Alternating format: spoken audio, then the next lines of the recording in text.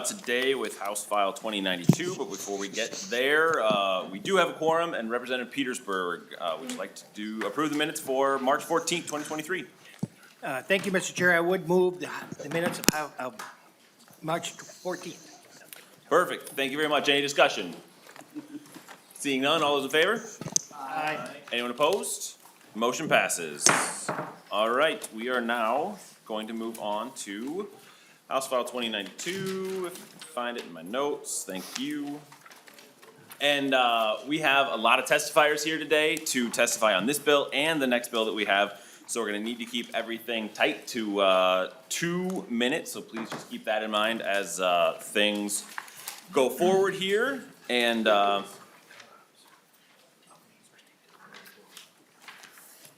thanks, sorry. Chair Hornstein, would you like to tell us about 2092 and your DE1 amendment, please? Thanks, members. Oh, gotta move your bill first, sorry. I will move that House File 2092 be re-referred to the Committee on State Government. Thank you, Mr. and Chair. Finance. Perfect, now please proceed with your bill. Thank you. Members, so the original bill, 2092, was a direct election of the Met Council. That is now going to change into a task force as the DE1 amendment. I'll explain why in a minute. But at this point, I would just ask the committee to approve the DE1, and I'd move it. Thank you very much, Mr. Chair. Any discussion on the DE1 author's amendment? Seeing none, all those in favor? Aye. Anyone opposed? The motion prevails. Chair Hornstein. And members, I also have an A1 amendment to the DE1 amendment. Thank you very much. Do you want to say anything about the A1 or would you just Just, put it on? it makes a minor change in the composition of the task force that we envision. All right, so Chair Hornstein moves the A1 amendment. Any discussion? Seeing none, all those in favor? Aye. Anyone opposed? The motion passes. All right, now we have the bill in the order you would like. Chair Hornstein, please present. Thank you so much, Mr. Chair. Thank you, members. I am pleased to present a bill that gets us on the path of reforming and restructuring the Metropolitan Council. Members, this was originally a bill that involved direct election of the Met Council. It's a bill that I've introduced most of the biennia that I've been here since 2003. And I believe this is a year because of a combination of factors that we must act to significantly have a major reform and restructuring of this very important agency. For those of you who are following along, Representative Petersburg and I were there, I think Representative Murphy might have been there yesterday, the legislative audit of Southwest Light Rail that was released yesterday, one of a series of audits. I don't think you need to look any further as to why this effort is so important this year. And members, the reason that we are switching to a working group or a task force rather than direct election is that I've had the opportunity to talk to a number of members, not only in this committee, but the next committee of jurisdiction and just other legislators that have an interest in metropolitan governance. And I have detected this year, members, enthusiasm and passion to reform and restructure this agency like I've never heard before. That's the good news. Now, the news that prompted this DE1 amendment is that there's no legislative consensus on how to do it. So what this amendment does is we take a step back. We still have the elected Met Council as an option. But we have several other options as well. These are things that I've heard from other legislators. And what we will do through this task force is have a very, very specific public conversation about how we reform and restructure the Metropolitan Council. Now, in a few weeks in my faith, we'll be celebrating Passover, and we start the Passover Seder with a question. Why is this night different from all other nights? And for those of you who may have been following different efforts and task forces related to Met Council governance, you may be asking, why is this task force different from all other task forces we've had? Well, number one, this is legislatively initiated and legislatively led. The Met Council is, after all, a creature of the legislature. The other task forces have sort of dabbled around reform and recommended something called staggered terms. We'd stagger the appointed terms of the governor. I view that, members, as just simply rearranging the deck chairs on the Titanic. We have to do something more substantive. It could be an election. It could be a council of governments. It could be maybe looking at something like a regional transit board like we've had in the past. We could do a number of different things that are far more substantial than simply staggered terms. And that is really the goal. So members, I'll just conclude by saying we can talk and admire this problem and continue to admire this problem of accountability and transparency and governance of the Met Council. But you know what, members? It's on us. It's on us right now. We are the legislature. The Metropolitan Council is a creature of the legislature. It was created by the legislature. We are the authority that can reform and restructure this agency. So what we have in the DE1 is a process to do that. That is the bill at this point, and I have really, it's come really through conversations I've had again with key members of the committees of jurisdiction on both sides of the aisle, members of the public, and other legislators with an interest in metropolitan governance. With that, Mr. Chair, I know we have a few testifiers, and I'd be happy to proceed from there. Thank you very much. Mr. Chair, we will start with Myron Orfield. Okay. I'm Myron Orfield. I'm a former member of the legislature in the House and Senate. I was the author with Representative Pawlenty of the last major reform of the Met Council in 1994, and we had both intended that the elected council be elected directly. We failed in that effort, but we both thought that that was a large loss. The Met Council is a huge, powerful entity with lots of discretion. It has a $1.2 billion budget. It has $9 billion of bonds out. It has discretion to build a region that would be compact and orderly like Portland, or completely highways and sprawling like Detroit. It can do either of the two things. It decides where all the freeways go. It decides how big the region is, which area grows, which area doesn't. It has tremendous discretion. And in America, when we give local government bodies a lot of discretion and taxing power, they are traditionally elected. There's nothing like the Met Council anywhere in the United States that has this kind of discretion, power, taxation, and spending. I believe that it's not only a bad policy, but I believe it's likely an unconstitutional delegation of legislative authority to an administrative body. And I say this with some weight, teaching constitutional law at the University of Minnesota for 25 years, and also state and local government law. And I point you to the case of Askew versus Cross Keys Waterways, which was a decision of the Florida Supreme Court in 1978, where the Florida Supreme Court found a body much like the Met Council to be an undelegation of legislative authority to an administrative body. Its case is, I think, very much on point and shows you the dangers. So I'm supposed to be brief, which is hard for a former legislator and a law professor, but I'm going to conclude now. But just in general, I think it's a bad policy to have things that have this much power and discretion be unelected. I think that democracy is the least terrible form of government. Thank you very much, Mr. Orfield. So we have like I said, we have a lot of testifiers that are on our list today, and we don't have a ton of time. So we're gonna keep everyone to 2 minutes. And so I will say who's next and then who's on deck. And so if the person who is next will take one of the chairs by Chair Hornstein, and the person who's on deck will go up and take the other chair beside on the other side of him, and we'll keep things moving as quickly as we can to make sure we get as much public testimony on this as we possibly can today. So we have Commissioner Marion Green is up first, and then Scott Schulte from Anoka County is up after Commissioner Green. So these are, I know that one of these is on Zoom, so we will move forward with that. But we also have a timer that is set, so when you hear the timer, please finish up as soon as you can after that. So Commissioner Green, I don't know.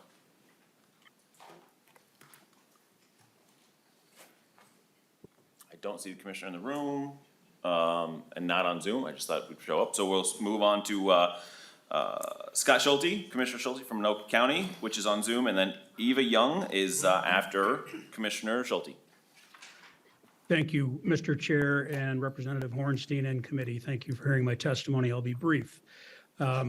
I can't count the number of studies we've done on the Met Council, whether it's the OLA, whether it's a blue ribbon committee or a gold medal committee. There's been many.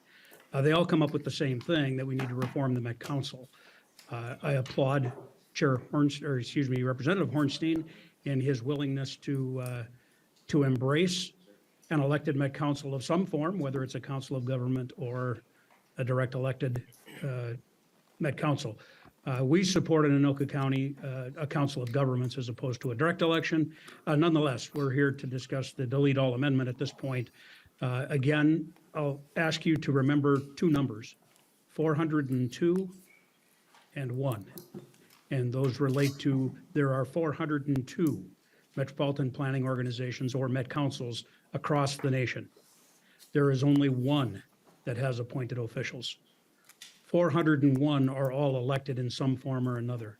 We need to get to that. We do not need to be an outlier. We've proven through all of these studies that being an outlier in this category is not appropriate for our region.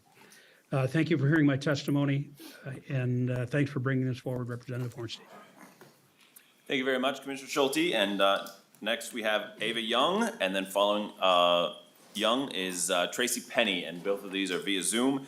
And the folks who are on Zoom, if you could please make sure to get to speak up and be close to your mic. The sound is not great in this room, so it's a little hard to hear some folks. So if you could please make sure to speak up on your end, that would be appreciated. So Ava Young, please.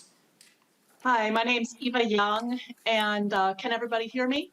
You're great, thank you. Okay, good. I am also very thankful you're looking at, doing this commission, and I understand that there have been a previous commission studying the Met Council, but it does look like in the amendment, it's pretty specific and some, specific charges to look at how to, what could make the Met Council work better for our area. I just want to talk briefly about how the Met Council deals with public comment, and from my own experience. And the Met Council does need a better way to incorporate public comment. I've been to a number of meetings, CMC meetings, and then meetings in the area about the effect of the Blue Line extension in my neighborhood. The proposal, one of the proposals is to put it along Lindell Avenue, which is where I live. That at these meetings, they collect feedback by, saying, well, put a Post-it on this board, with your feedback, or, people say things, but there's no clear indication that they record the feedback or present it at corridor management committee meetings. An example of what they have presented instead of presenting the feedback that's presented at meetings is that the Met Council had 3 different driveway chats about the issue in our neighborhood. And what Ms. Young, they present. Thank you so much for being here, but if you could please give us a wrapping up statement, we've got to keep going. I apologize. Okay. I just think this, I don't know if elected is going to be enough. So I think that the amendment is going to be good to have a more, because something needs to be done about the Met Council. Thank you so much. I apologize for having to cut you off there, but thank you for being here. And next up, we have Tracy Penny, and followed by Henry Lake.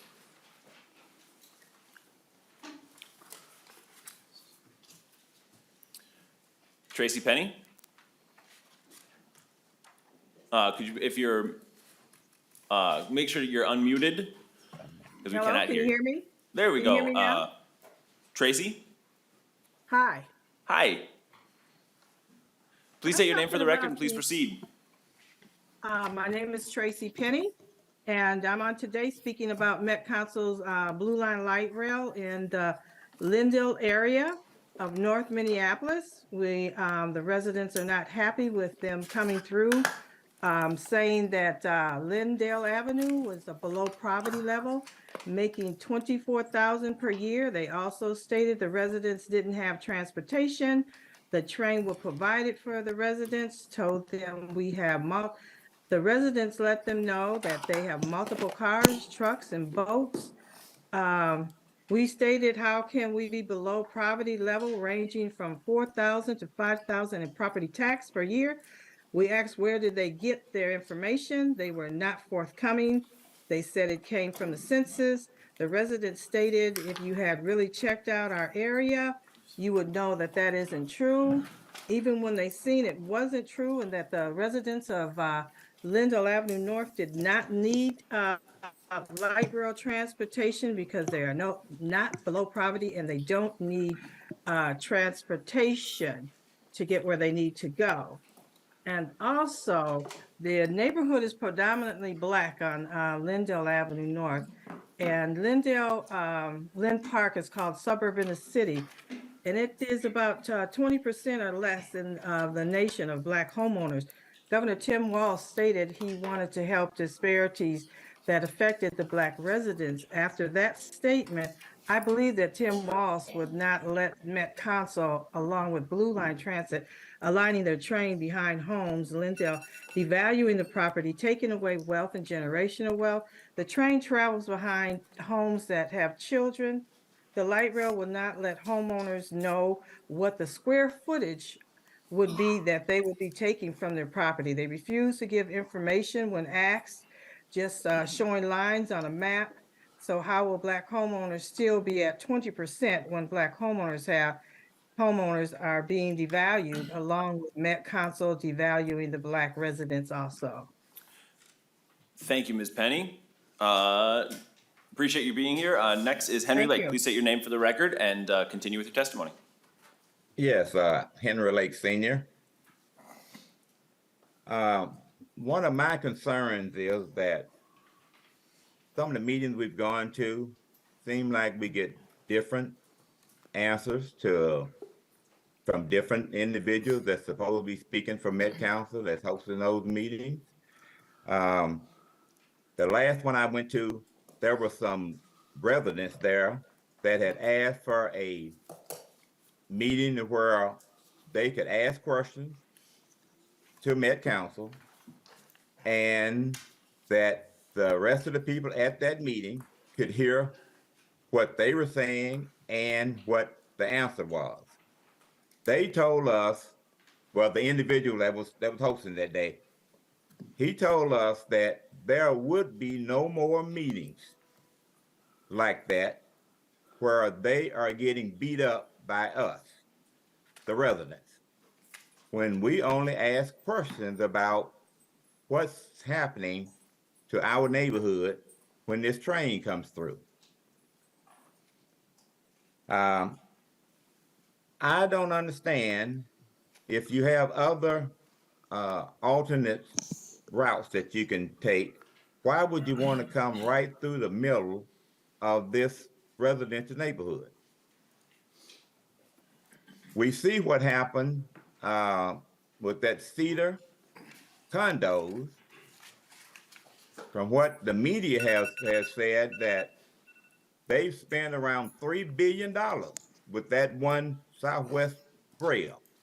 I can only imagine what they're gonna spend over here with this one here. Another thing, we're not anti-rail. We just don't want it coming through our backyard.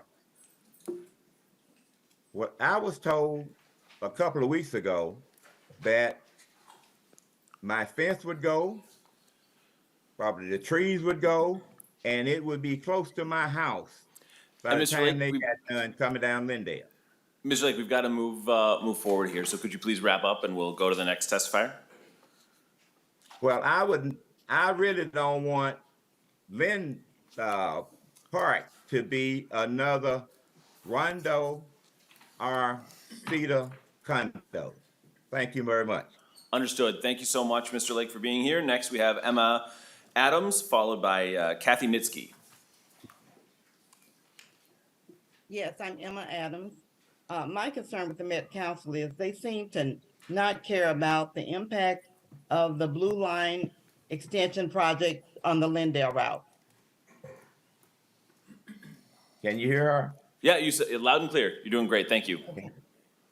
And especially the proximity that the light rail would come to close to homes, schools, and a park.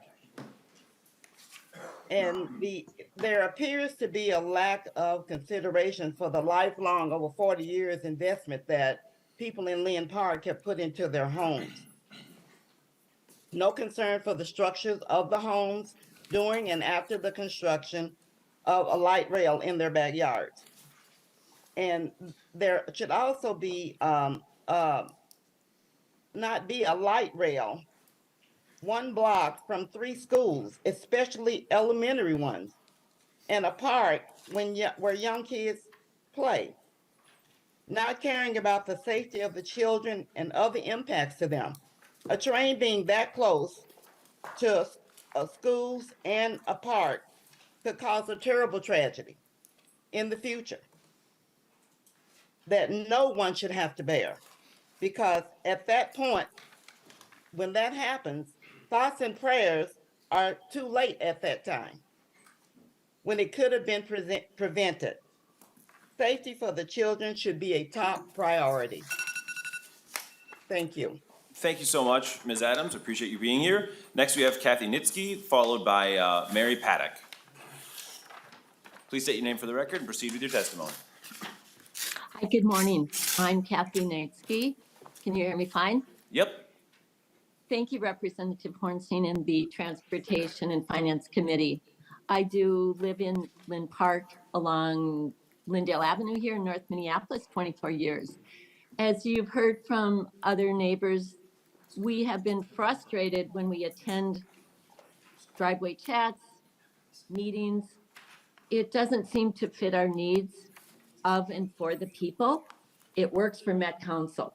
I think we've heard examples of that this morning. I'm a hopeful person, and when I saw this bill, HF 2092, I thought, wow, they're gonna have a task force that includes a lot of membership that makes recommendations. Yay, it's for the people, of the people. What's right for Minnesota? The other thing that I saw is the list of the duties that they might recommend. There could be more.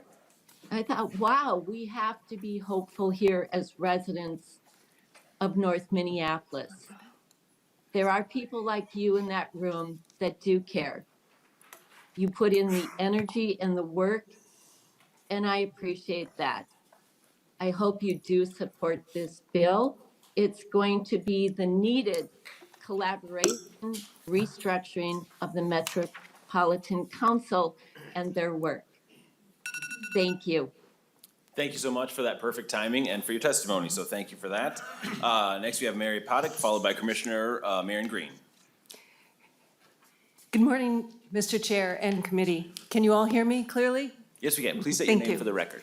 I am Mary Paddock, here representing 2 neighborhoods in Minneapolis that oppose the Kenilworth route for Southwest LRT, and I'm here to support this legislation. Repeatedly, for years, we told the Met Council that poor soil would make construction problematic. We told them it was unsafe to run electric light rail only feet away from freight trains carrying explosive hazmat. We told them that a tunnel only 18 inches from the Cedar Isles condominiums would damage those buildings. Condo residents even hired engineers to substantiate their concerns. But the Met Council ignored us, proceeded as it wished, and ran into the exact problems we predicted. As the legislative auditor reported yesterday, they are the same problems responsible for the $500 million overrun.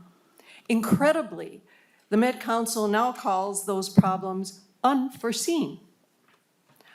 Unforeseen, my foot. They were the product of a Met Council that is staff-driven, insular, and untethered from the realities of the people who pay their salaries and whose lives are impacted by their decisions. I'm not saying that Met Council members are bad people. I'm saying that it is the natural outcome of a government body that has 3 things. Number 1, enormous amounts of money. Number two, enormous power, and I'm almost done, enormous power that is unchecked except by one person, the governor.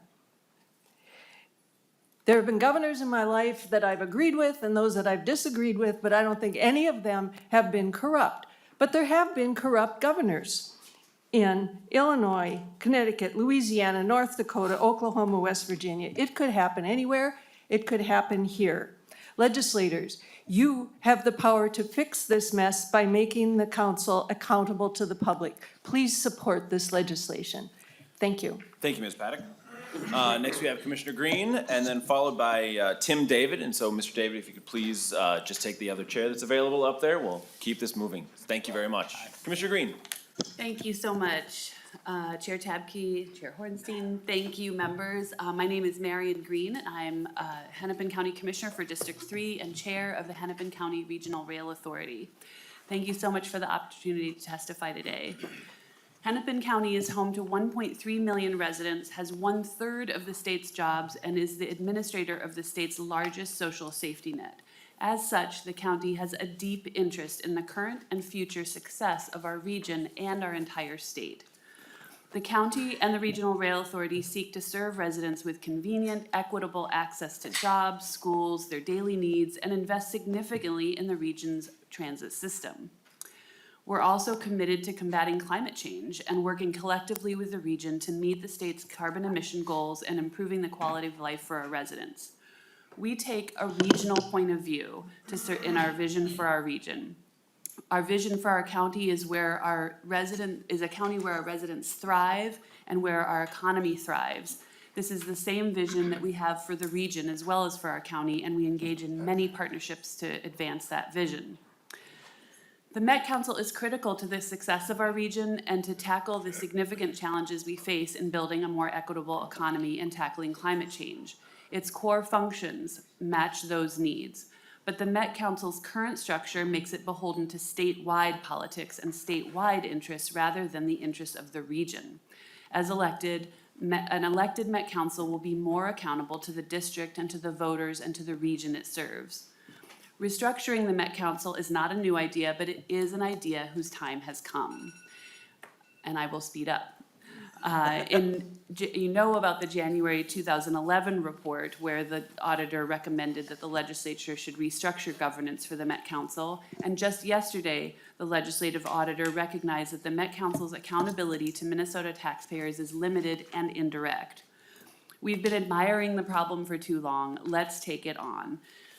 I also want to add, let's be clear that more must be done to ensure a successful Met Council and a thriving region. We need dedicated, significant transit funding to deliver a more equitable, high-quality transit system, to confront our climate crisis, and to build a thriving economy to compete economically with our peer regions around the nation whom we are falling behind. I want to thank you all for this opportunity. Thank you very much, Commissioner. Appreciate you being here. Next, Tim David, followed by Peter Wagenius.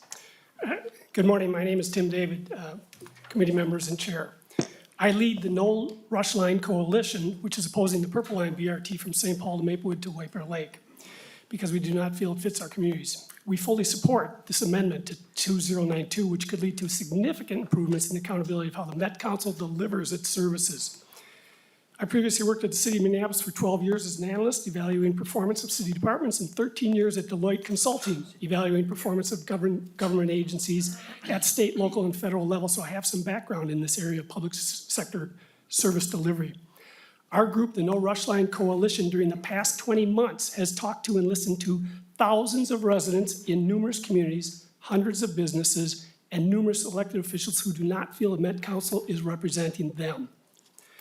The general public has struggled to articulate how we feel treated by the Met Council. So rather than technical examples of accountability, let me offer a short parable. I'll be quick about this, bear with me. And I expect you'll understand the parallels I'm making here as to how the public feels in their interactions with the Met Council. The third graders are out on the playground enjoying the sunny day. A sixth grade bully steps onto the playground and says to the third grader, "Do you want me to slap you in the face or do you want me to punch you in the stomach?" When the bully is confronted by anyone in a position of authority, the bully says, "Well, I asked for his input, and he didn't want to be slapped in the face, so I hit him in the stomach." Oh, and the bully adds proudly, and 3 of his friends were watching, so really, I had public engagement with 4 people. That is how the public in our communities feel. We get punched in the gut. And who are we supposed to call our Met Council members? They do not represent us as constituents. Identifying a governance that represents us as constituents, it is time, but it's only a start in the reform and restructure needed at the Met Council. Thank you. Thank you, Mr. David. Peter Wagenius, followed by Commissioner Weckman-Brecky.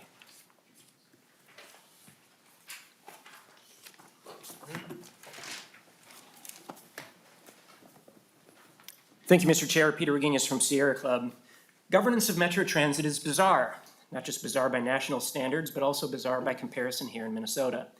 I've shared a summary of who is accountable for governing transit in Duluth, Rochester, St. Cloud, Winona, Mankato, and Moorhead, showing a variety of models which include elected officials, appointed members, or both. But all 6 systems have 2 qualities in common. 1, in none of these governing models are all the board members appointed members and also all appointed by the same person.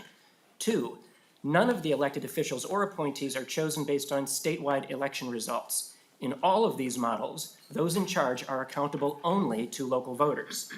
That should apply to the metro area. If I were to say that we metro voters should have a direct say over how Rochester, Mankato, or any other region were to manage their transit, if I said that, you'd say to me, that's none of your business, Minneapolis man. If there were a bill that gave Ramsey County voters an equal say compared to local voters in, say, Martin, Jackson, or Douglas County over management of their county roads, I'm confident you'd vote against that bill. That the metro area is bigger is not an excuse to fail to follow normal democratic principles. This lack of accountability has impacts. Our region has gotten much bigger since 1972, including many more suburbs. Are we planning to serve them?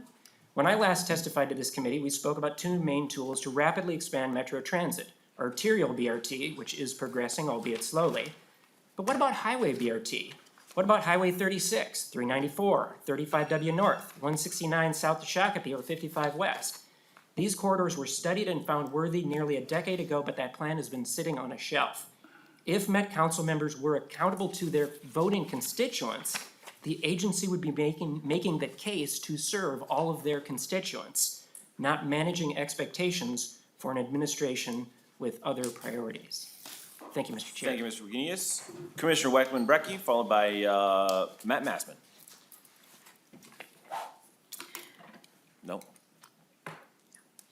Commissioner, please state your name for the record and proceed. Good morning, Barb Weckman-Brecky, Scott County Commissioner, and here today on behalf of the Minnesota Intercounty Association, where I serve on the Board of Directors.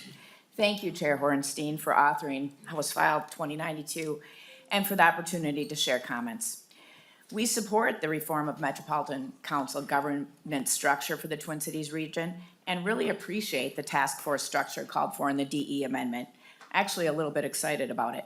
Suburban counties have worked hard to develop a set of principles that supports the goal of reform structure, but does not add another layer of elected government to the region. A key principle for any reform of Met Council must be direct accountability to the regional communities and residents served. I think we've heard that from several people today. Under the current structure, council members have no direct accountability to metro communities or the residents, even though the council has vast decision-making authority over matters directly impacting these communities and residents. They have the power to levy property taxes, establish land use regulations, build, own, and operate major infrastructure, supersede local and elected officials on matters such as development and zoning, and assert authority over development that it deems regional in significance. A council that includes local elected officials would provide greater accountability to the public because they can reject us, they can vote us out. A structure that includes city and county elected officials would also bring together the experience and expertise of those officials in matters such as transportation, parks, land use, and other services. Locally elected officials already work across county and municipal boundaries on shared concerns, and we understand the regional blueprint, comprehensive plan, and everything else that the Met Council approves now. We really do think the Council of Governments would be effective in moving forward regional planning.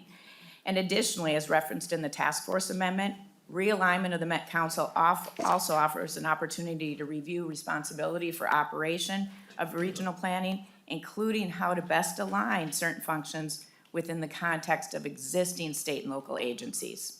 So thank you for bringing this bill forward, and as amended, the creation of the task force directs the most directly impacted constituencies to really have more power, more accountability, and provide the expertise that's needed to really reform and improve Met Council.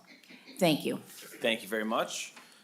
Next, we have Patty Nauman, followed by Mr. Carney. I should have said Patricia Nauman, I'm sorry. Thank you for being here. Please state your name for the record. Thank you. And proceed. Thank you, Mr. Chair and members. My name is Patricia Nauman. I'm the Executive Director of Metro Cities, representing cities across the 7-county metropolitan area at the Legislature, Executive Branch, and also the Metropolitan Council. Thank you for the opportunity to testify on House File 2092, and as well as the delete all amendment that eliminates language requiring the Met Council to be elected and proposes a task force to study the governance of the council. Metro Cities does appreciate the pullback from the initial bill language that would require council members to be elected. Metro Cities' longstanding positions on the governance of the council are to support staggered terms, which we believe would provide stability and sort of make it less staff-driven if that's the issue, and sort of avoid deep shifts in political philosophy over time that are not appropriate to a regional, basically an operating and planning body, as well as modifications to processes for selecting members to strengthen the transparency and as well as allow for an open appointment process. Cities in the metropolitan region are especially impacted by regional policies, as they are responsible for much of the local implementation of regional decision-making. And as such, cities engage with the council across the scope of its policies and decision-making every day. To this end, the makeup of the task force may not reflect the unique and strong role cities play in the work of the council, and I look forward to continuing to work with the author and members as this language is further considered. As you discuss the language proposing a task force, Metro Cities does urge you to consider the number of recent task forces that have analyzed and made recommendations for regional governance. Comprehensive studies have involved a wide cross-section of stakeholders and been very recently conducted, including studies by the Citizens League, the Council of Metropolitan Area Leagues, which is a League of Women Voters organization, and a Governor's Blue Ribbon Committee. These studies have included input by local officials, academics, policy experts, and citizens, and all have recommended similar proposals for the council, basically that terms be staggered and improving an open process for transparency. Thank you, Mr. Chair and members. Thank you so much. Next, we have Mr. Bob Carney, followed by David Robbins. Please state your name for the record and proceed. Thank you, Mr. Chairman. Bob again Carney Jr. I had some prepared testimony, so I'm going to wing it due to the changes. What I'm proposing very briefly is that we are talking about electing Met Council members. We have two basic kinds of elections. We have nonpartisan elections and partisan elections. And I'm proposing that anybody running for the Met Council should be able to file in all of them. They should be able to file in a Republican primary election, a Democratic primary election, any other major party election, and a nonpartisan election. And as an example of the fact this can and did work, I offer Earl Warren. He was actually a Minnesota transplant before he went to California. His dad was Norwegian, his mom was Swedish. They were married in Minneapolis. In California in 1938, he won, with cross-filing, he won the Democratic primary, the Republican primary, and the Progressive primary for Attorney General. In 1942, he lost the Democratic primary for governor narrowly. In 46, he again won all three, was only opposed by the Prohibition candidate. He campaigned as somebody who wanted to serve all the people, and I really do think that this comes very largely from our Nordic and Scandinavian heritage. You see that today. So I would like to advocate that we consider allowing all of these primaries to be held and to increase the ballot access for Met Council seats, and of course, to resolve any contests with ranked choice voting. I've passed out some material on this. We'll be following it up. Thank you. I hope you consider this. Thank you very much, Mr. Carney. Next, we have David Robbins, followed by our final signed-up testifier is Cynthia Wilson. David Robbins? Cynthia Wilson, then.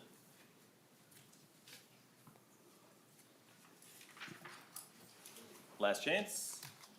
All right, is there anybody that we have not, that has not testified, that has, come to testify today that, from the public? All right, seeing none, we'll move on to, committee testimony.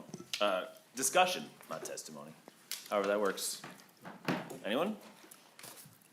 Chair, Representative Petersburg. Thank you, Mr. Chair, and Mr. Chair, thank you for doing this. It's obvious there's, I guess, results of the legislative auditor in the newspaper today and the concerns around Met Council. And I truly believe that Met Council is doing the best that it can and with the information and experience that it has. But at the same point, there seems to be an issue in regards to transparency and some other direction that's going on. And sometimes it's just time for us to rework and redo things. And so I think this is an appropriate approach. I think just electing it outright without really fully understanding the responsibilities and the direction that's there is probably not the way to go. And so I think your approach is much better. I would also say that I think it's also time for us to, as a legislature who is responsible for setting up the governance structures that is basically similar to a cabinet position for the governor, that we are and should be responsible in setting up those responsibilities. Certainly, we have to deal with federal regulations and so forth, and that's the reason why this can't be done in a short, haphazard way. And I think it needs to take a lot of a good discussion, and a lot of heads put together, opportunities for input, and I think it's important to do so. I also believe that this should be, have very strict timelines, because it is time to move forward with evaluating, and if there's gonna be reorganization, it needs to occur fast, in a timely manner at least. And so, having it done for next session, in January of '24, I think makes very much sense, and so I applaud you for it, and thank you for bringing this bill forward. Chair Hornstein. Thank you, Mr. Chair, and thanks to the testifiers. Thanks to the committee. I appreciated your comments, Representative Petersburg, and the thoughtful discussion we had over the weekend about this issue. Let me just say a couple things in conclusion. I want to emphasize, unlike other studies and task forces, this is legislatively led, and we have actually, and while we're not presupposing a conclusion, we have laid out several options even in this legislation. Staggered terms is not one of them. Maybe we'll come up with that. I highly doubt it. I highly doubt it. And I would encourage the cities to think more creatively about ways in which we can make the Metropolitan Council more transparent and accountable. And finally, Mr. Chair, yes. we've got some more discussion yet. Oh, So, I mean, thought you were asking for a conclusion. No, you were on a roll there, so I didn't want to cut you off. Well, I have a preview here. You have a preview of my, Representative Murphy. Thank you, Mr. Chair. Thank you for the preview. It gives me extra talking points, but okay. I was at the audit yesterday too, and I was just amazed. And I'm pretty new at this, but looking at it from an outsider for the first time, there's just a lot of things that came up for me when looking at this. And a few of the things that were said and just my observations were that the level of transparency was poor from the Met Council. They talked about a near subpoena. I mean, that's how close it got for these people who were really going outside of the bounds. There was, I'd say, borderline fraud. You know, they talk about boulders and not finding boulders and the huge expense it took for us to go around those boulders. I went online right after. I said, I'm looking up, trying to find boulders in the ground. Yeah, there's lots of technology. They do it for oil all the time. How can we miss this? You know, I heard one of the testifiers talk about, you know, of the people for the people. And really, this needs to be elected people that are involved in this. Let those special interest groups come to us. And so the counties, the townships, local government, our government, we should have a big say in this. It definitely looks like it's abuse of power, and we need to get some of that back. So that's my comment for it. Thank you.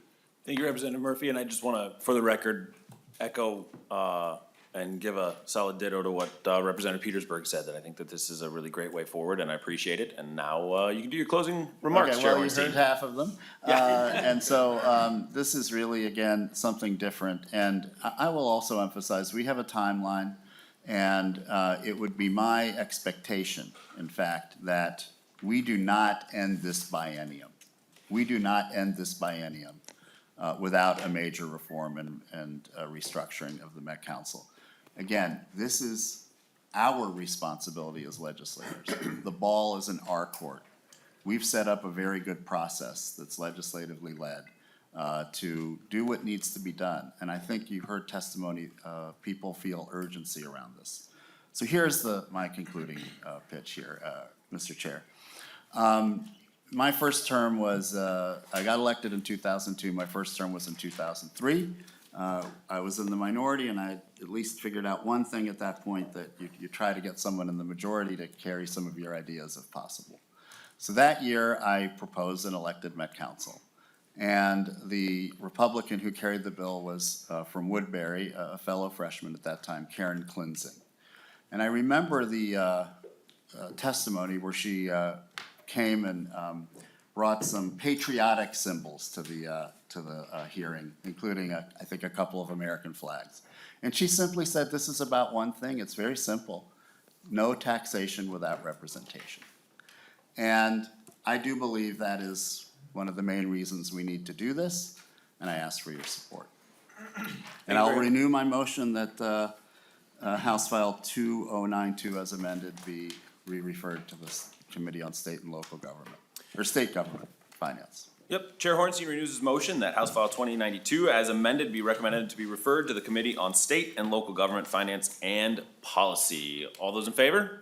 Aye. Anyone opposed? The motion passes. Thank you, Chair Hornstein. Thank you, Mr. Chair, members. And now we are going to move on to House File 1402.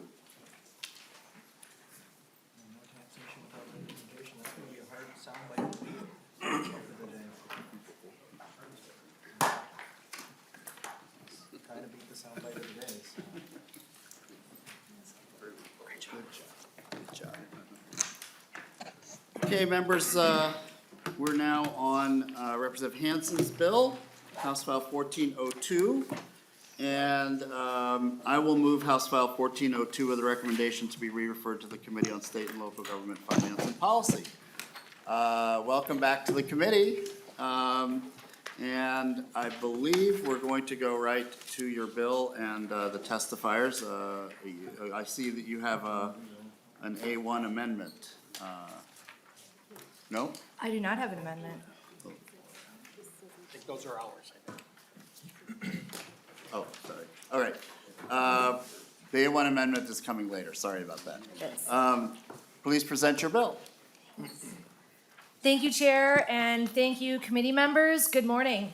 First, I want to start off talking about this bill. Representative Bakeberg is my co-author, and so I would be remiss if I didn't just extend a thank you to him for co-signing this bill with me.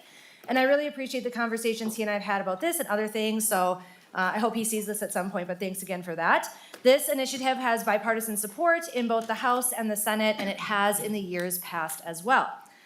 House File 1402 is a popular bill, so I'm going to spend a little bit more time than usual introducing it and proactively addressing some of the common conversations I've had over the last few weeks and to bring you all up to speed. I know your inboxes are full. Thank you for hearing all those messages.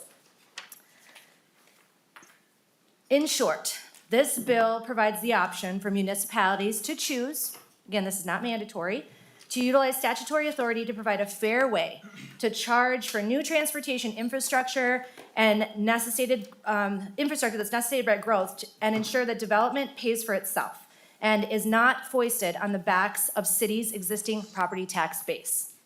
While communities around the state are ready to welcome new development opportunities with open arms, they also need to be sure that there is infrastructure with adequate capacity to support that new development. Without this statutory fix in House File 1402, this additional demand requires that cities offset these costs by paying for them upfront and passing these costs onto existing property owners in the community or proclaiming the project is premature and not ready until the infrastructure can be funded by that existing tax base. Currently, these costs cannot be collected from the developers to support the actual costs of development, according to the Harsted v. Woodbury court decision, where the court found that there isn't a statutory authority for cities to charge fees for future infrastructure that is needed to support this growth. As a result, currently, growth does not pay for growth. And I don't know about you all, but the vast majority of modest homeowners in my community are not keen on the idea of higher taxes to subsidize infrastructure for new developments, including for homes that many of them will never be able to afford. Now, this may not be the case for all communities, so I want to again highlight that House File 1402 is optional and simply allows cities to turn to developers to help fund these costs and does not require any municipality to take part in this model. The opposition's comments that this bill will somehow restrict developers from building affordable housing has been the most interesting argument I've heard about this bill to date. Consider this. If passing this bill means that developers will not be able to afford to build affordable housing for first-time homebuyers and low-income renters, I would ask, what's been stopping them from doing that for the last 20 to 30 years? This bill has been before the legislature for nearly 20 years, and Mr. Chair, I know that you carried this bill way back then. So why is now the time to claim that this will be the catalyst to stop developers from being able and willing to meet the market demand for affordable homes for first-time homebuyers or low-income renters, when they haven't been meeting the market demand to date, despite cities deploying all the tools and resources at their disposal to incentivize development like this? I know that my generation has been calling for this. I know that this body has been calling for this. And if existing developers were willing or able to hear and respond to this call for more affordable housing, why are we seeing more advocacy for grant programs that support the rise of new, innovative, and community-centered developers who listen to communities and are inclined to meet that demand, since the current market is not? The current market has left a gap that is yet to be met. And I'm seeing more and more affordable housing developers fill this gap when we increase access to financial and social capital to get started. We all want development, but we also have to ensure that the growth brought on by development is supported by sufficient infrastructures that are needed. It's not lost on me that other market forces and the cost of land, materials, labor, and more have all played a role in the rising costs of homes. But none of that can fully explain why a clear market demand has gone unanswered in what is supposed to be an innovative free market society driven by supply and demand. The reality is that our economy is actually driven by a system of winners and losers, the haves and the have-nots, and the voices of people struggling in our economy continue to be left out. The voices of developers who are willing to respond to the calls for more affordable housing continue to be outspent and outlobbied. I am grateful to have the support behind me on this bill for House File 1402 from the League of Minnesota Cities, mayors, and city managers around the state on this bill. In closing, members, House File 1402 provides a mechanism for cities to ensure that growth pays for growth, and that new development will have the infrastructure needed to support it without relying on the existing tax base to pick up the tab. I trust community-led decision-making, and I know that there will be some cities that do not employ this model in an effort to attract developers who have the ability to actually provide affordable housing for first-time homebuyers and low-income renters. I trust our local leaders to work with their communities to do what's best for their citizens and taxpayers, and I hope you will join me in putting more tools in the toolbox of our local communities. And with that, I will turn it over to testifiers. Thank you. And Representative Elkins, you're on the list first when we get to comments. Our first testifier is Jason Weddle, the city manager of the city of Prior Lake. Welcome to the committee. Please state your name for the record and proceed with your testimony. Thank you, Chair and members of the committee, for the opportunity to testify today. My name is Jason Weddle, and I'm the city manager for the city of Prior Lake. Of note, my career includes working within a prominent for-profit national home builder for 6 years, and that experience is foundational to the testimony I share today. House File 1402 serves to close a hole in state statute that was exposed in the 2018 court decision. Minnesota statute currently grants cities the authority to collect impact fees on new home construction to address the incremental cost each home adds to infrastructure: water main, sanitary sewer, storm sewer, park dedication fees are all enumerated in statute. Streets are the only item not specifically listed in statute. House File 1402 addresses this omission. House File 1402 is not a new fee or a new tax, as some in the housing industry might ask you to believe. Street impact fees had been used for decades until 2018. House File 1402 simply recognizes that each new home adds 10 vehicle trips per day to road networks. So for example, in Prior Lake, we have 2,200 acres of land yet to develop. That equates to 66,000 new trips per day that will be added to our street network. And that triggers upsizing of streets. We have to add turn lanes, we have to add signals.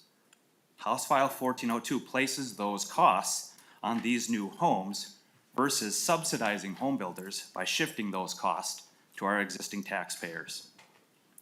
House File 1402 is a bipartisan bill, and Representative Hanson and Bakeberg recognize that cities need tools to facilitate growth. This is not an affordable housing issue. The average new home being constructed in Prior Lake sells for $700,000 today, and only $20,000 is collected by the city in fees. That's 3% of the cost of a new home. If we were to eliminate every single city fee we have, are we to believe that the home builders are now gonna sell those houses for $680,000? Markets set pricing, and city fees are not an appreciable factor in housing affordability. Cities are committed stakeholders in delivering affordable housing in our communities, and House File 1402 removes a barrier to sustainable growth.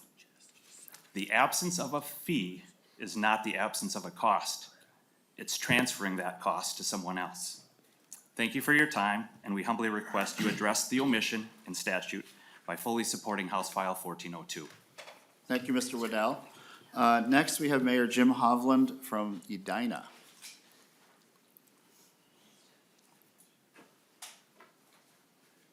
Morning, Mr. Chair. Welcome, Mayor. It's good to see you. Nice to see you as well. Welcome to the committee. Please state your name for the Thank record. you. Committee members, Chair Hornstein, Vice Chair Tabke, Ranking Member Petersburg, thanks for this opportunity for all of us to be able to testify this morning. My name is Jim Hovland, and thank you for bringing forward this bill. Very well stated this morning, I think. I'm the mayor of Edina, but I'm also the chair of the Municipal Legislative Commission, and I'm here testifying on behalf of that commission today, which is composed of 19 cities in the metropolitan region, ranging from Maple Grove to Prior Lake, Woodbury, all the way out to Minnetonka. So with respect to the MLC, many of our 19 MLC cities are growing rapidly. While this growth brings opportunities to our communities, it also creates challenges. Each new home brings added incremental costs to the 5 demand or impact areas of our city infrastructure.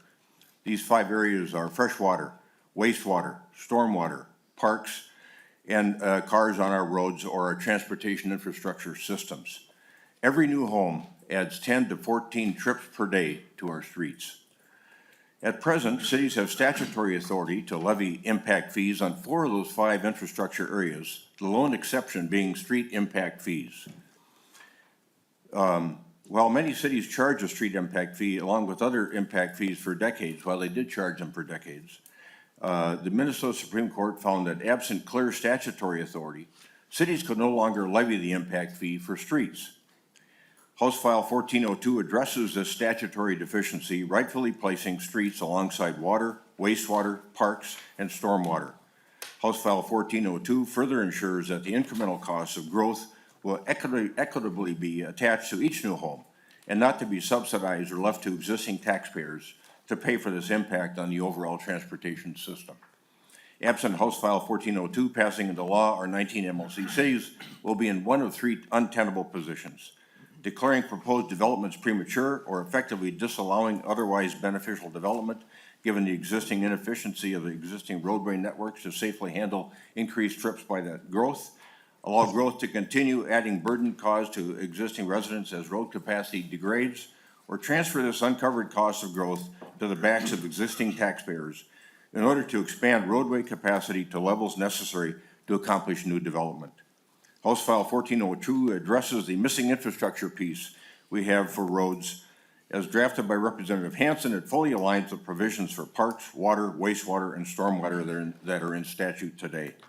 In closing, as mentioned by Mr. Waddell, the absence of a fee does not equate to the absence of a cost. It is the transfer of a cost to another body, namely existing taxpayers. This is fundamentally unfair.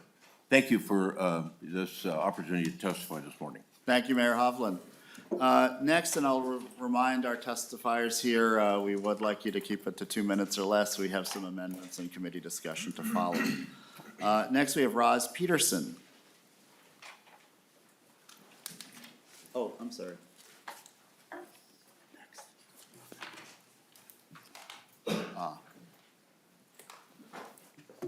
Welcome to the committee. Welcome back to the Minnesota House of Representatives. Please state your name for the record and proceed with your testimony.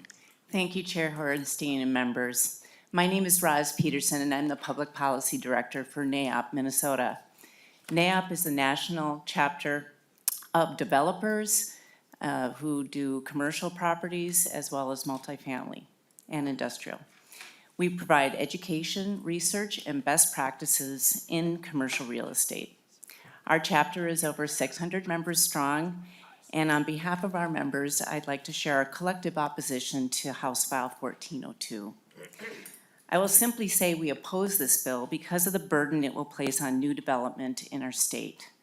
There are already several ways cities can collect money in development agreements, making them pay for the existing street infrastructure in the development, et cetera.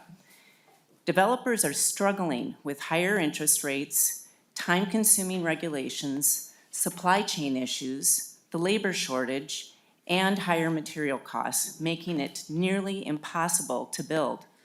I attended a land development seminar yesterday, and every developer said we are headed to harder times.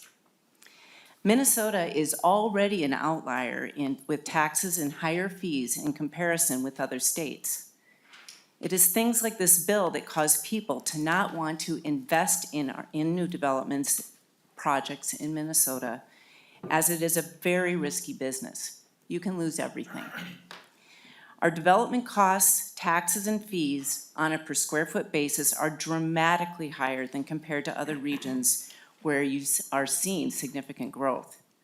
This bill would only add to that staggering data. And that may answer your question why we're not seeing, as much development. So for these reasons and more, I urge members to vote no on this proposal. Thank you very much for your testimony. Next, we have Mike Franklin. Mayor Jordan.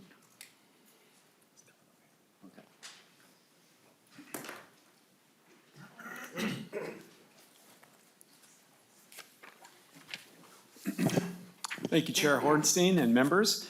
My name is Mike Franklin. I have the privilege of serving the residents of Jordan as their mayor, and also testifying today on behalf of the Scott County Association for Leadership and Efficiency, or SCALE.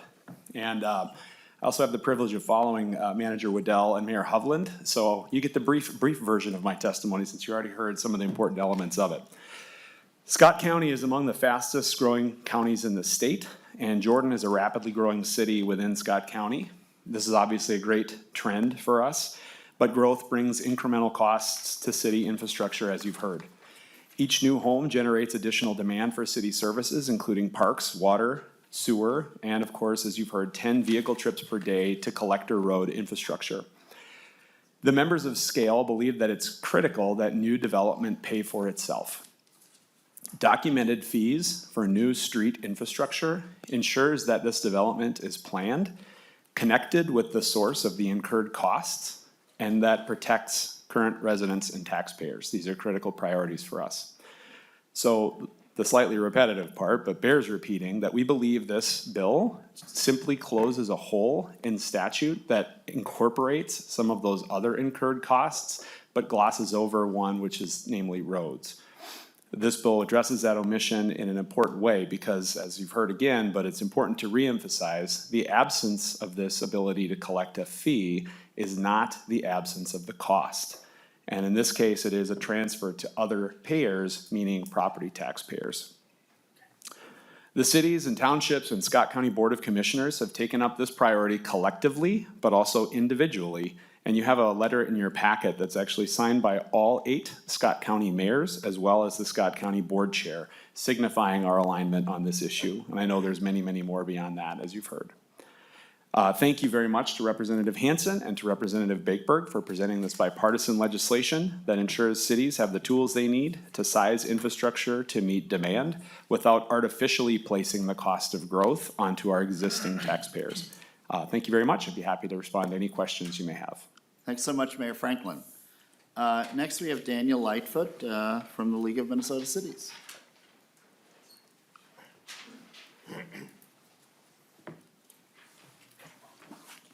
Welcome to the committee. Please state your name for the record and proceed. Good morning, Mr. Chair, members of the committee. My name is Daniel Lightfoot with the League of Minnesota Cities. The League represents the collective interests of 837 cities across the state of Minnesota. I want to thank Representative Hanson first and foremost for authoring this bipartisan bill. And of course, I'd be remiss not to mention Vice Chair Tabke as well for his leadership on this bill in the past, a few sessions back. For decades, cities, as you've heard, have been funding infrastructure work and ensuring that they have adequate funds to do major street work to support new development, which in many cases on undeveloped land must be planned for years in advance to ensure sufficient infrastructure is available to support growth. And however, as you heard in 2018, the Harstead versus Woodbury Supreme Court case found that there wasn't existing or current statutory authority for cities to use impact fees to support future street improvements when approving residential development. And that, as you've heard, also removed an important tool for cities and forced cities to either turn to their existing tax base to absorb costs or forego new development entirely due to the lack of infrastructure needed for new growth. Thus, the legislature is currently in a unique position to fix this problem, and House File 1402 provides a clear way to fix, a clear fix allowing statutory cities the option to charge developers fees that cover the cost of infrastructure improvements needed.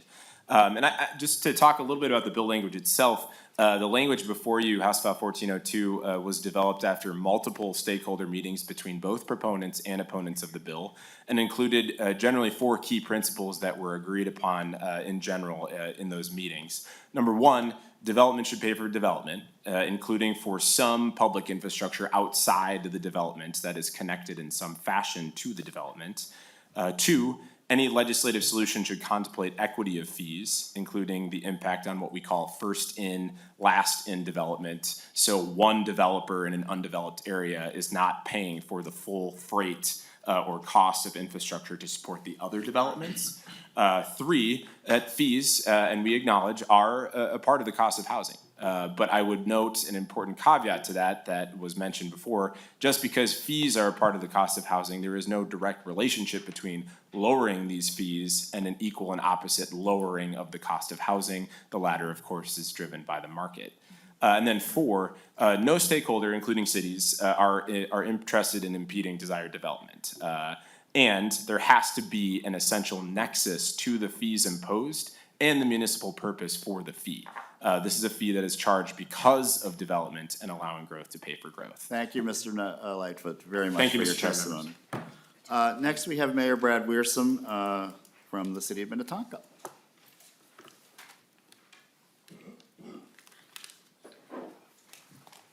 Welcome to the committee. Good to be here. Thank you, Chair Hornstein, Vice Chair Tabke, and members for having me today. I'm Brad Wiersum, Mayor of the City of Minnetonka.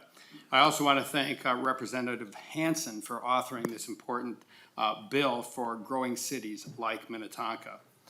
Like many cities in the metro area, Minnetonka is a growing city that is in a hot housing market. While that growth is welcomed, the city has to ensure that the infrastructure is in place to support our growth. Infrastructure is needed because of incoming development, but in some cases, the city is unsure how to proceed in light of the recent Harstead court decision. In 2 of the fastest growing areas of Minnetonka, new development has necessitated significant and costly changes to city roadways and to connections between city streets and collector streets. Without this legislation, Minnetonka and other growing cities will be left with difficult and unpalatable options. One, they can increase the property taxes on existing taxpayers to fund the infrastructure necessary due to new development. Or they can choose to disallow needed development because of the inadequacies of existing infrastructure. This is termed deeming development premature and is not where a growing city wants to be. Said another way, a city that wants to accommodate growth but is stuck between a rock and a hard place. If cities are unable to pay for streets that are needed due to development, they will stop growing. This is counter to the legislature's stated goals, and it exacerbates the already critical housing shortage that exists in Minnesota. And so I just urge you to support House File 1402, and thank you for the opportunity to be here today. Thanks so much, Mayor. Next, we have Matt Spellman from the Realtors.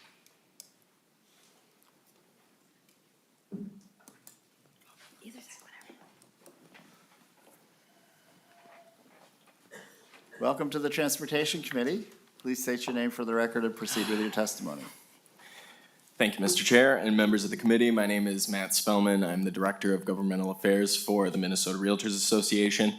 Minnesota Realtors is a statewide business trade association with a membership of over 22,000 real estate professionals working with buyers and sellers of all types of property throughout every district in the state. Thank you for the opportunity to share our concerns with House File 1402.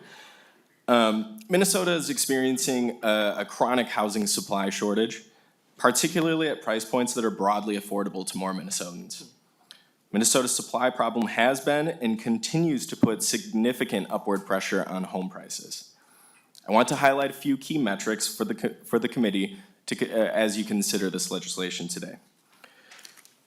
According to our February 2023 housing market report, Minnesota only has 1.3 months supply of inventory, and that's statewide. To put that into context, 4 to 6 months supply of inventory is necessary for the market to be considered well-balanced between buyers and sellers. We aren't even close to the low end of a balanced market. Last month, the median sales price of a home statewide was $315,000. If we look back only 8 years in 2015, the statewide median sales price was $176,000. That is a $139,000 jump in only 8 years. Last week, Minnesota Realtors testified in Housing Committee on Representative Elkins' House File 2235, also known as the Legalizing Affordable Housing Act. House File 2235 is a comprehensive bill addressing various provisions related to local land use, building permits, building codes, and impact fees like those defined in House File 1402. While we understand there are infrastructure needs associated with building new housing, continuing to add to the cost of new development through impact fees runs counter to making housing more affordable in Minnesota. These impact fees will be passed on to the home buyer and incorporated into the mortgage, forcing the owner to pay thousands of dollars in interest over the life of the home loan. Minnesota needs more housing of all types that is broadly affordable to more Minnesotans to meet current and future demand. Impact fees on new development will simply add to the cost of housing, making housing less affordable to Minnesotans. Thank you for the opportunity to share our concerns with House File 1402. Thank you so much for your testimony. Next, we have Joseph Jablonski.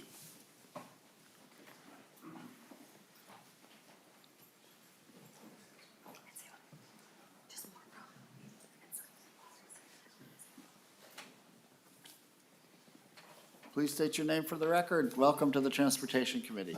Good morning, Mr. Chair and members of the committee. And it's an honor to be here today before you. My name is Joe Jablonski. I'm the Director of Land Development for Lennar Corporation.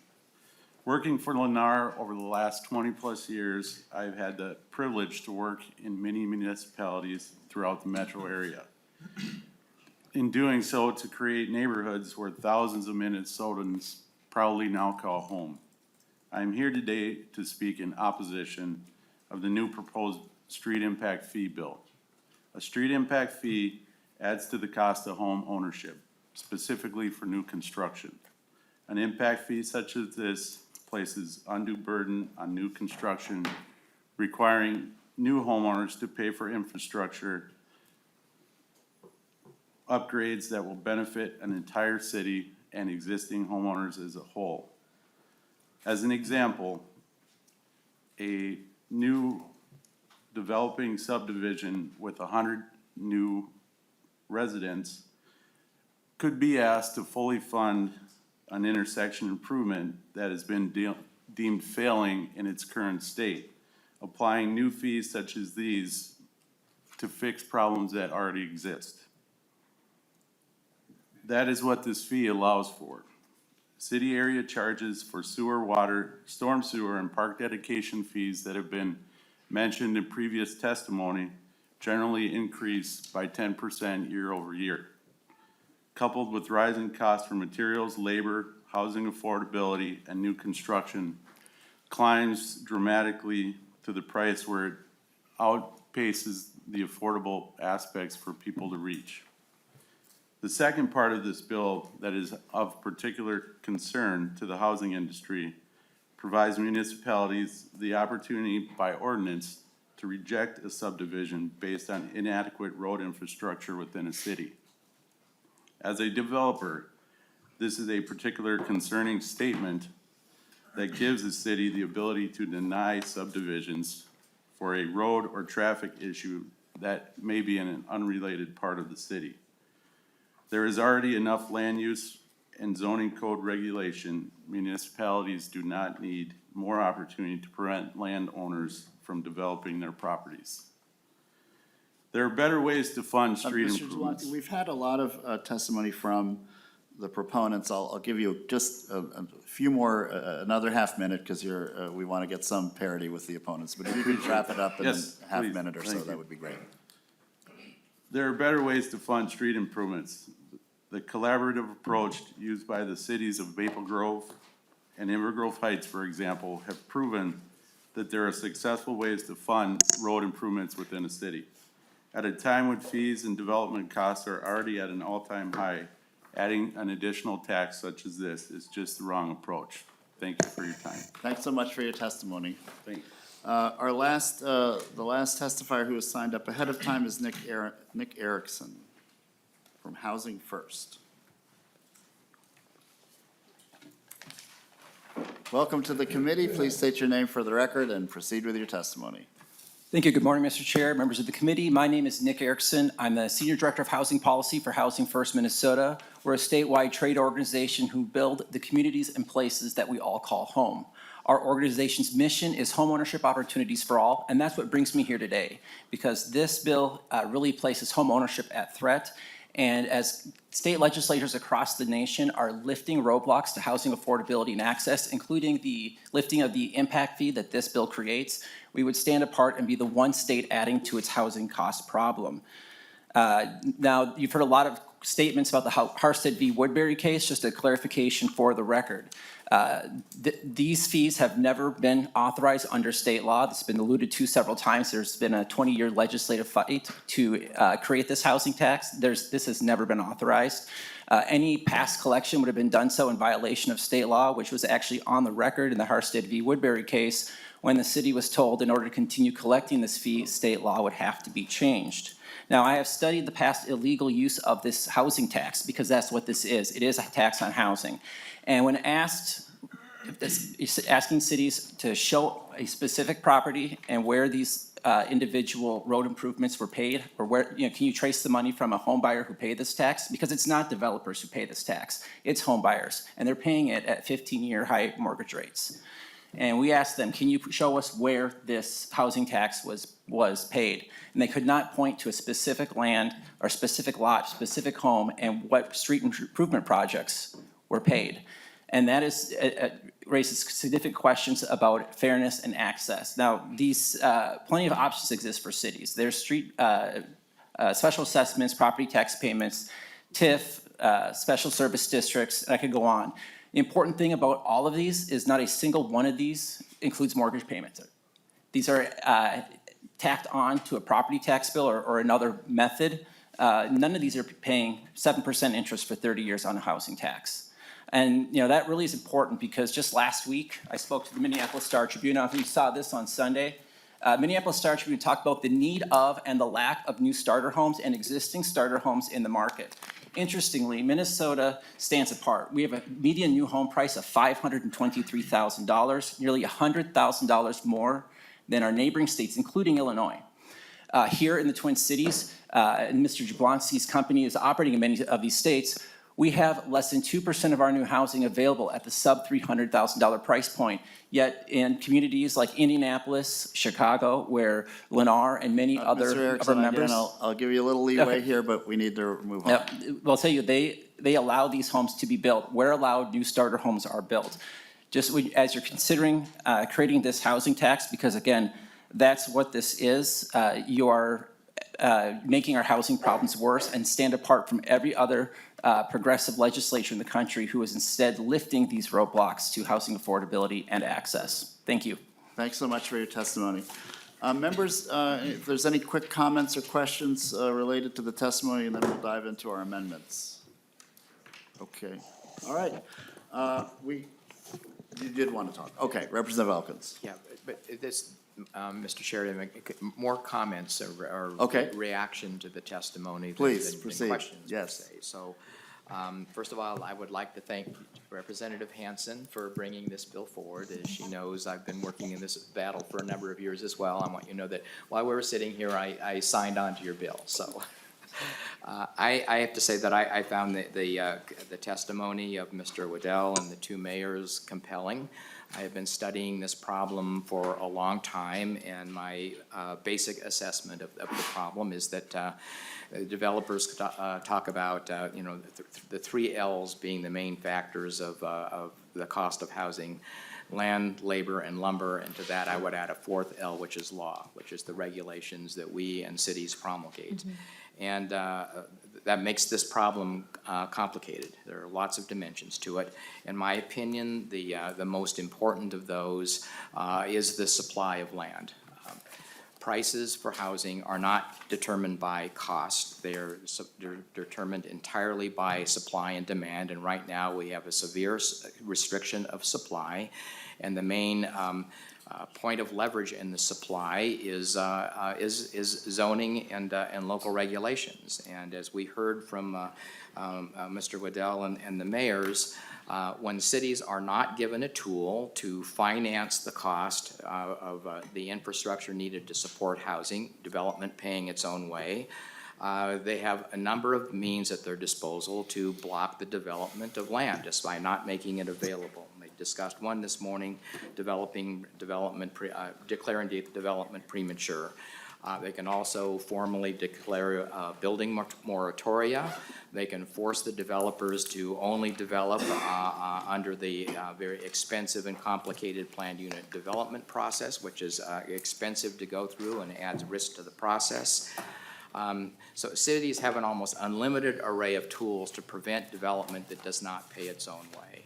So in my opinion, and you know, one of the testifiers, Mr. Spellman, alluded to my Legalizing Affordable Housing Act. I think that the biggest single leverage is give cities a tool that allows them to get development to pay its own way as an incentive to open up more land for development. And so I you know, included a provision like this in my housing bill. I strongly support passing this one way or another because I think that passing this is a key, eliminates a key block to the development of additional housing. Thank you, Representative Elkins. Anyone else? We should get into these amendments here, and our first one is A1 with Representative Olson. Thank you, Mr. Chair. I'll move the A1 amendment.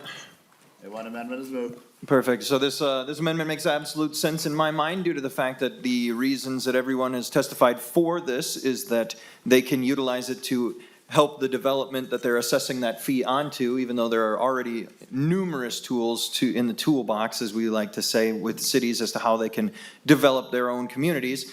This would require that municipalities that utilize this tool will be able to use that fund within 5 years to pay for the streets that they're apparently taxing the community for. So you build a house, great. You tax them for that building of that house, great. And then you use it to pay for the road that you're building. It makes perfect sense. 5 years is what they'll have in order to pay for that road, which if you have a house without a road built already and it takes your community 5 years to build the road and the house is all by itself, that doesn't make a whole lot of sense to me. So 5 years and then give it back if you don't utilize it for that exact project.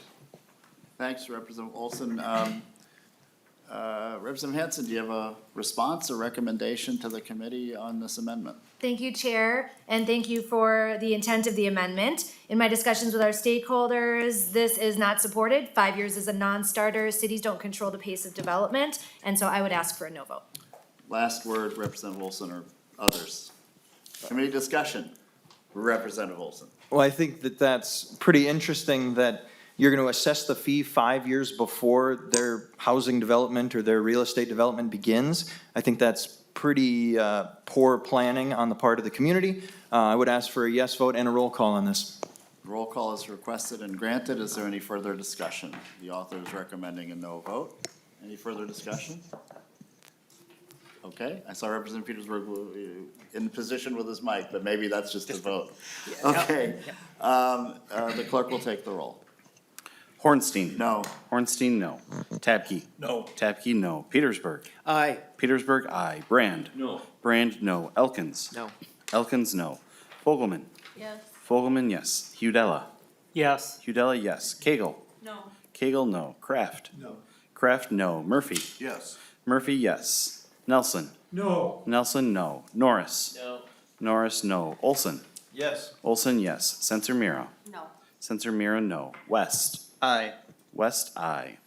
And Mr. Chair, we have 6 ayes and 9 nays. There being 6 ayes and 9 nays, the motion does not prevail. The next amendment is A2, also Representative Olson. Thank you, Mr. Chair. I'll move that one as well, and then I'll just go straight into talking about it to save some time. So this one changes just the number 5 to the number 10 years. If you cannot pay for your street in 10 years, or the development has not happened in 10 years, why in the world would this be anything other than a money grab? If the city is trying to grab money from people who are trying to develop and build affordable houses, and this is conversations we've had every single day here in the state capitol, I think that if you cannot utilize the money that you have grabbed from developers, from the house buyer in 10 years, I think you are making a huge mistake and you are inappropriate utilizing funds. So let's make it 10 years now, because you said that maybe the development didn't happen after 5. Well, if it didn't happen after 10, I wonder if it's even gonna happen. I would like a roll call on this one too. Thank you. The roll call will be granted. We have a couple members that want to speak to this amendment. First, Representative Petersburg, then Representative Tabke. Thank you, Mr. Chair. And this one I will talk about because I think 10 years is enough. Down in our area, most contractors that are developing a property also build the streets. Okay, because you can't get to the house without the streets ahead of time. And infrastructure and stuff underneath it as well. That's usually the first thing that goes in is a street development based upon that. And so now you're asking, not only are they gonna build a street, now you want them to assess the hook in and connection to it. It just makes sense that if the city doesn't need it for that, it shouldn't have to, shouldn't be able to keep the excess as well.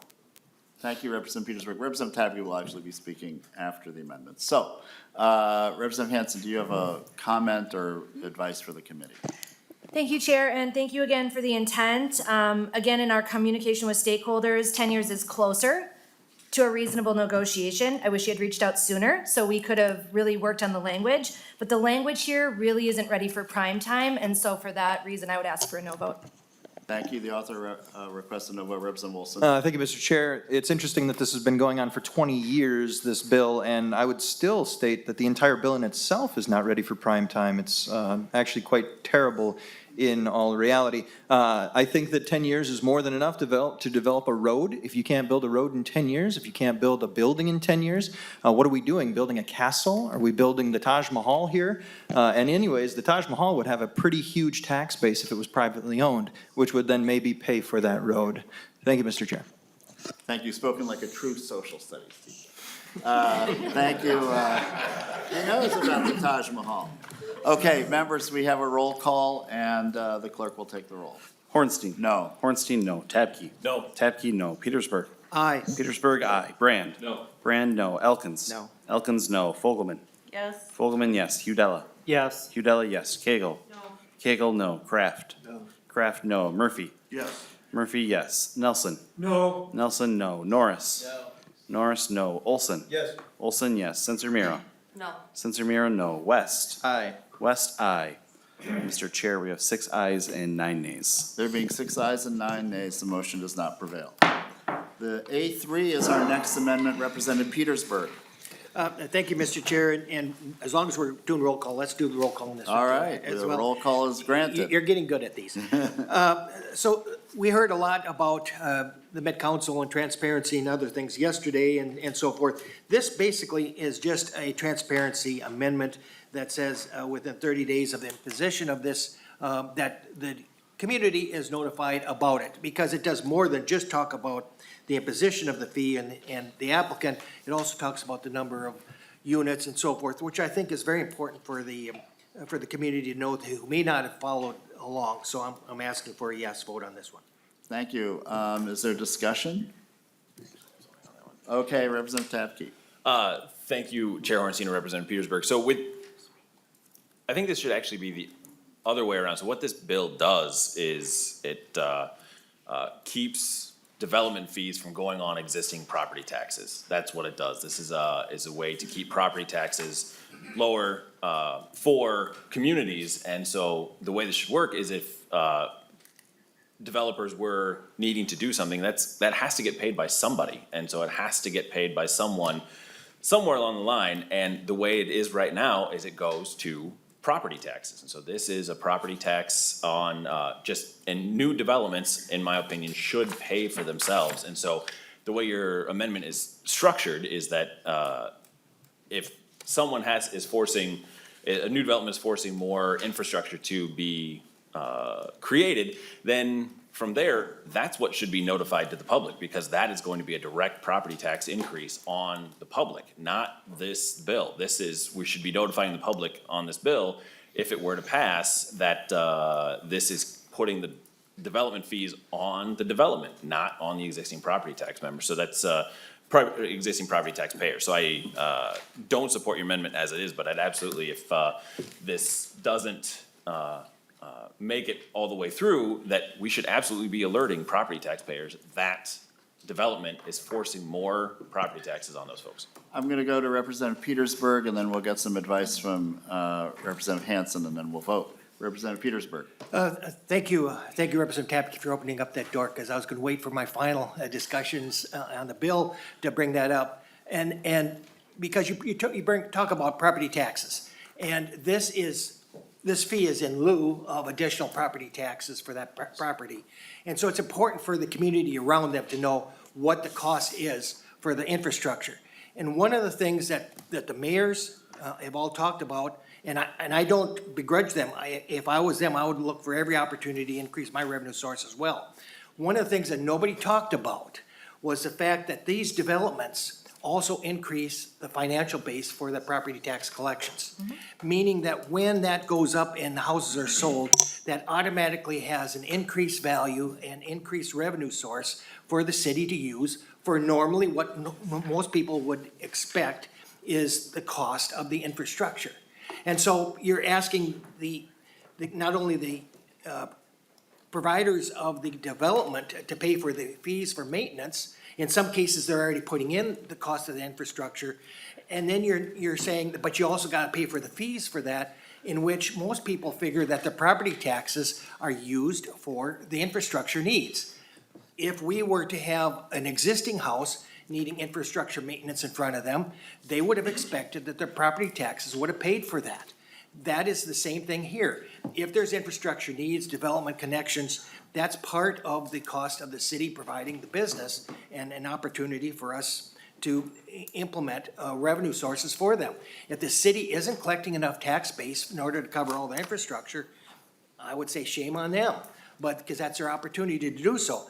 But to say that we were gonna create a situation where new development comes in, increases the tax base for that particular city, and then we're gonna tack on the cost of the individual that is building that to pay not only for that infrastructure, some of the infrastructure cost, but also the connection fee, that's a boon for the city. And it's not really paying for the cost of it. And so this is certainly appropriate for the community to know what that is all happening and what the costs are. That's what this amendment does. Thank you. I think you gave your summation, but I will defer to the author for any advice and counsel here. Thank you, Chair, and thank you for this. I'm gonna ask for a no vote, and I will tell you why. First of all, this is pretty uncommon to happen, so I think there's not a lot of precedence for this, and that's one piece. Two, it's not widely supported by the stakeholders. Three, newspapers and city websites are not a sufficient way, at least for my generation, to be notified about something. We're not reading the newspaper, we are not looking at the city website on a regular basis. Whether we should or not is a different discussion for a different day. Maybe if you put it on Twitter or something, or on Facebook, more people would see it, but I don't think that these primary ways would get to us. And also, I don't see any request for it to go out in the mail, which I think would maybe be a place to meet in the middle. But in any event, this is not common, and it's not a real effective way to communicate with residents. I also want to mirror what Vice Chair Tabke said, is that I would agree that if we don't put in this place, I do think that we should notify property owners of how much their property taxes are going up as a result of the developers. So I would ask for a no vote. Thank you. We have a roll call, correct, Representative Petersburg? And the author is recommending a no vote. The clerk will take the roll. Hornstein. No. Hornstein, no. Tabke. Nope. Tabke, no. Petersburg. Aye. Petersburg, aye. Brand. No. Brand, no. Elkins. No. Elkins, no. Fogelman. Yes. Fogelman, yes. Hudella. Yes. Hudella, yes. Cagle. No. Cagle, no. Kraft. No. Kraft, no. Murphy. Yes. Murphy, yes. Nelson. No. Nelson, no. Norris. No. Norris, no. Olson. Yes. Olson, yes. Censor Miro. No. Censor Miro, no. West. Aye. West, aye. And Mr. Chair, we have 6 ayes and 9 nays. There being 6 ayes and 9 nays, the motion does not prevail.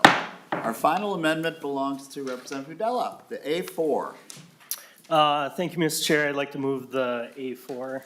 A4 is before us. Thank you. Members, just a few short minutes ago with our last bill, we closed with no taxation without representation, and really commend the chair for that. Huge fan, so keep that in the back of your head. This new fee, you can call it an imposing or a impact fee or whatever you want. It's a tax, and it's a brand new tax that's being given directly to our developers, who are 100% going to then pass that on to the homeowners or the tenants at a time when we're trying to create more affordable housing. What my amendment does is, well, I'll back up for just 1 second. Cities love this bill because it allows them to directly place this tax without representation or a vote from the people. They already have tools that they can accomplish the same things, such as a local operating sales tax. And I carried a bill this year for the city of Cottage Grove so that they can put that out to the voters in their communities. What my amendment says is, when we hit the higher dollar marks with this bill, when we hit $1 million, the city needs to do just that and allow for representation for this new tax. So I would encourage a yes vote, and I would ask for the final roll call. Okay, Mr. we Chair. have a last roll call, very quickly, a response, Representative Hanson. Thank you, Chair, and thank you, members. Thank you for the intent of this. I get where you're trying to go with this. I understand that communication with constituencies and citizens is important. But I just want to, again, highlight that this is not a tax, and I think we need to be responsible in talking about that. Also, city councils and mayors are elected, and we also, as legislators, as a government at the state level, we have a responsibility to encourage and support our constituents to be active in their civic engagement. Citizens should always engage their lowest level and closest layer of government and ask these very questions. They should ask their mayors, how are you going to do this? How are you going to talk about this? This is how we keep our government responsible to the people. This is how we exercise what I call the politics of care, and that we incorporate the voices of our communities. I have concerns about the cost of another election and what does it cost to put this in there, because I don't see anything covering that. I see that there's like some appropriations and things in here, but I do appreciate the mail option, I will say that.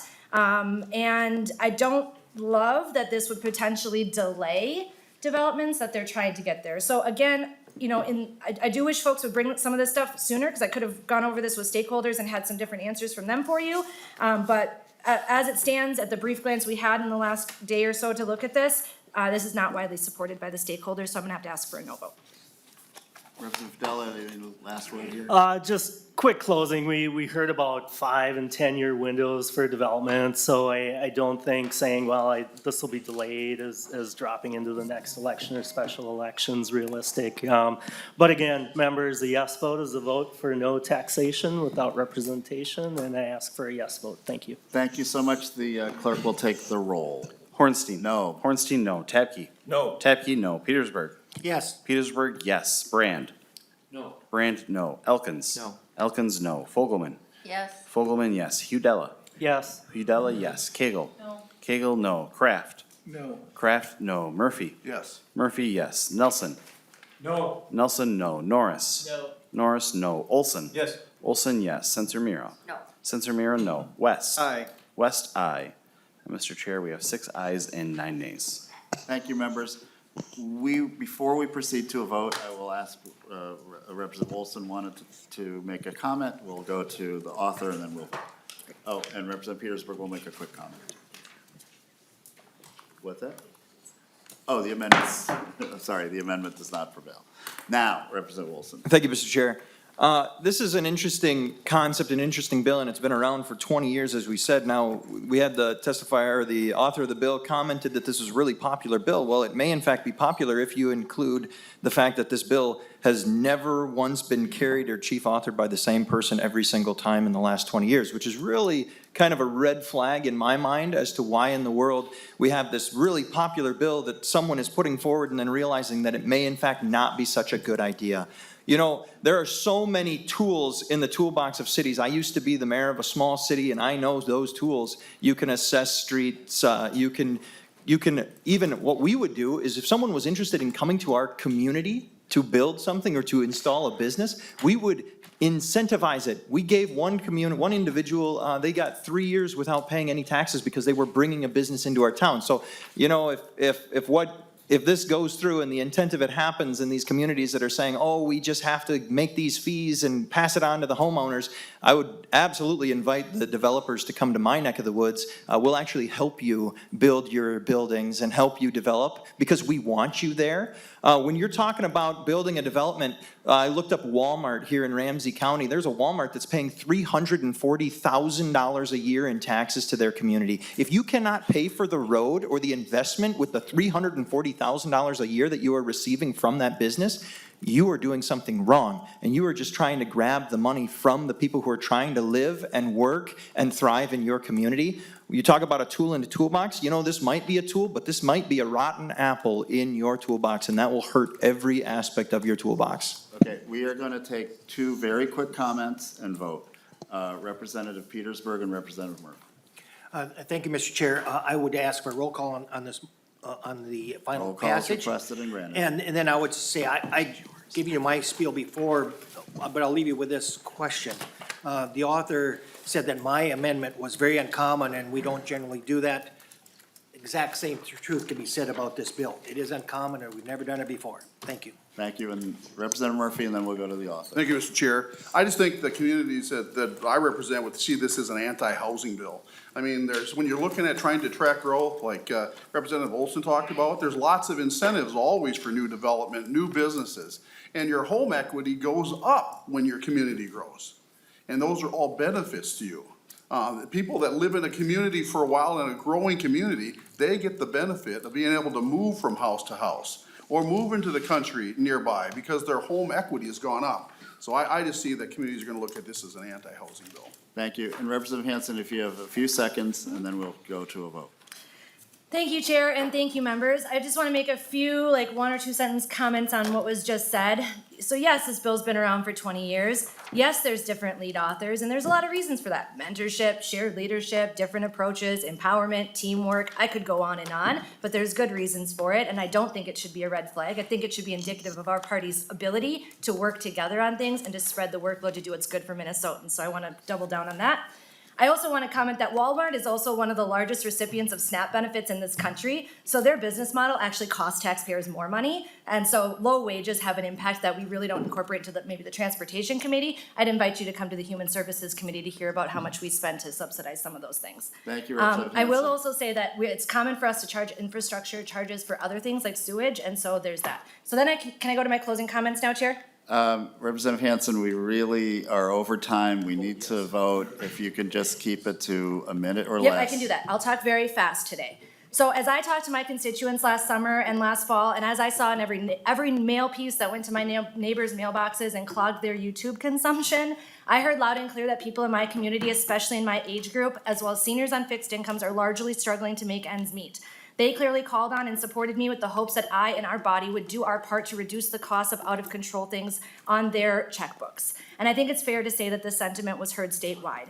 We have nearly 53% of people in this country making between $50,000 and $100,000 a year saying that they live paycheck to paycheck. So nearly every little bit that we put onto property taxes backs matters. And so they did not ask me to raise their property taxes. They did not ask me to try to offset that while they were trying to raise a family, pay off student loans, and do so much more. The costs of housing for our Thank you. generation are higher than they've Representative ever Hanson, been. Thank you. And so I'd ask for a Thank yes. you so much for your bill and your comments. Members, we are going to a vote. The clerk will take the roll on House File 1402. I renew the motion that House File 1402 be re-referred to the Committee on State Government Finance. The clerk will take the roll. Hornstein. Aye. Hornstein, aye. Tabke. Aye. Tabke, aye. Petersburg. No. Petersburg, no. Brand. Aye. Brand, aye. Elkins. Aye. Elkins, aye. Fogelman. No. Fogelman, no. Udella. No. Udella, no. Kegel. Aye. Kegel, aye. Kraft. Aye. Kraft, aye. Murphy. No. Murphy, no. Nelson. Yes. Nelson, yes. Norris. Yes. Norris, yes. Olson. No. Olson, no. Sensormira. Yes. Sensormira, yes. West. No. West, no. Mr. Chair, we have 9 ayes and 6 nays. There being 9 ayes and 6 nays, the motion prevails, and Representative Hanson, you're on your way to state government. We are adjourned.